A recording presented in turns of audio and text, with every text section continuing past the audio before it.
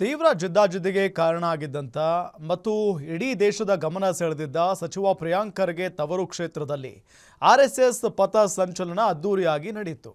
ರಾಜಕೀಯ ಕೆಸರಿನ ಚಾಟಕ್ಕೆ ಸಾಕ್ಷಿಯಾಗಿದ್ದಂತ ಚಿತ್ತಾಪುರದಲ್ಲಿ ಕೇಸರಿ ಕಹಳೆ ಮೊಳಗಿದೆ. ಸಂಘ ಪರಿವಾರಕ್ಕೆ ಪ್ರಿಯಾಂಕ್ ಖರ್ಗೆ ಮತ್ತೆ ಕೌಂಟರ್ ಕೊಟ್ಟಿದ್ದಾರೆ. ಪ್ರಿಯಾಂಕ್ ಖರ್ಗೆ ಊರು ಚಿತ್ತಾಪುರದಲ್ಲಿ ಕೇಸರಿ ಕಹಳೆ. ಪೊಲೀಸ್ ಬಂದೋಬಸ್ತ್ನಲ್ಲಿ ಆರ್ಎಸ್ಎಸ್ ಪಥಸಂಚಲನ ಸಕ್ಸಸ್.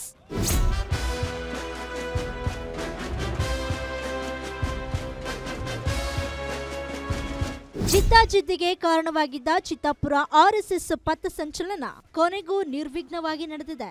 ರಾಜ್ಯದಲ್ಲಿ ಆರ್ಎಸ್ಎಸ್ ಚಟುವಟಿಕೆಗಳಿಗೆ ಕಡಿವಾಣ ಹಾಕಬೇಕೆಂದು ಸರ್ಕಾರಕ್ಕೆ ಸಚಿವ ಪ್ರಿಯಾಂಕ್ ಖರ್ಗೆ ಪತ್ರ ಬರೆದಿದ್ದನ್ನ ಸವಾಲಾಗಿ ಸ್ವೀಕರಿಸಿದ ಆರ್ಎಸ್ಎಸ್ ಖರ್ಗೆ ಕ್ಷೇತ್ರದಲ್ಲಿ ಪಥಸಂಚಲನ ಮಾಡಲು ಮುಂದಾಗಿತ್ತು.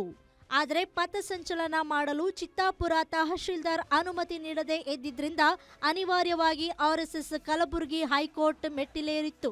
ಹೈಕೋರ್ಟ್ನಿಂದ ಷರತ್ತುಬದ್ಧ ಅನುಮತಿ ಸಿಕ್ಕಿದ್ದಕ್ಕೆ ಚಿತ್ತಾಪುರದಲ್ಲಿ ಆರ್ಎಸ್ಎಸ್ ಪಥಸಂಚಲನ ಕಣ್ಗಾವಲಿನಲ್ಲಿ ಯಾವುದೇ ಅಹಿತಕರ ಘಟನೆ ನಡೆಯದಂತೆ ಸಂಘ ಪರಿವಾರದ ರ್ಯಾಲಿ ಸಕ್ಸಸ್ ಆಗಿದೆ.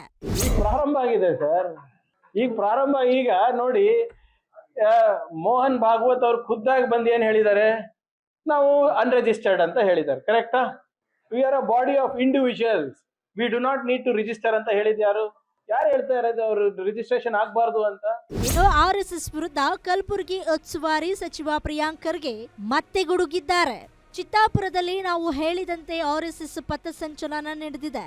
ಪರ್ಮಿಷನ್ ಕೊಟ್ಟಿದ್ದು ನಾವು, ಎಷ್ಟು ಜನ ಅಂದಿದ್ದು ನಾವು, ಯಾವ ರೂಟ್ ಹೋಗಬೇಕು, ಯಾರೆಲ್ಲ ಇರಬೇಕು, ಯಾರೆಲ್ಲ ಇರಬಾರ್ದು ಅಂತ ನಿರ್ಧಾರ ಮಾಡಿದ್ದು ನಾವೇ ಅಂತ ಸಚಿವ ಪ್ರಿಯಾಂಕ್ ಖರ್ಗೆ ಹೇಳಿದ್ದಾರೆ. ಅಕ್ಟೋಬರ್ ತಿಂಗಳಲ್ಲೇ ಪಥಸಂಚಲನ ಅಂದಿದ್ರು, ಇವತ್ತು ಮಾಡ್ತಿದ್ದಾರೆ ಎಂದು ಖರ್ಗೆ ವ್ಯಂಗ್ಯವಾಡಿದ್ದಾರೆ. ಈಗ ಯಾರ ಪ್ರಕಾರ ಆಗ್ತಾ ಇದೆ? ಸರ್ಕಾರದ ಪ್ರಕಾರ ಆಗ್ತಾ ಇದೆ. ಪರ್ಮಿಷನ್ ಕೊಟ್ಟಿದ್ ಯಾರು? ನಾವು. ಎಷ್ಟು ಜನ ಇರ್ಬೇಕಂತ ಹೇಳಿದ್ ಯಾರು? ನಾವು. ಯಾವ ರೂಟ್ ಫಾಲೋ ಮಾಡ್ಬೇಕಂತ ಹೇಳಿದ್ ಯಾರು? ನಾವು. ಯಾರ್ಯಾರು ಇರ್ಬೇಕು ಅಲ್ಲಿ ಅಂತ ಹೇಳಿದವ್ರು ಯಾರು? ನಾವು. ಮತ್ತೆ ಇದ್ರ ಗೊಂದಲ ಏನಿದೆ?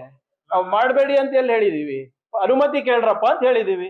ಅದೇನೇ ಇರ್ಲಿ, ಇಡೀ ರಾಷ್ಟ್ರದ ಗಮನ ಸೆಳೆದಿದ್ದ ಕಲಬುರಗಿ ಜಿಲ್ಲೆ ಚಿತ್ತಾಪುರದಲ್ಲಿ ರಾಜಕೀಯ ಜಂಗಿ ಕುಸ್ತಿ ಮತ್ತೆ ನಿರ್ವಿಘ್ನವಾಗಿ ಪಥಸಂಚಲನ ಮುಕ್ತಾಯವಾಗಿದೆ. Shrikant Biral, guarantee news, Kalaburagi.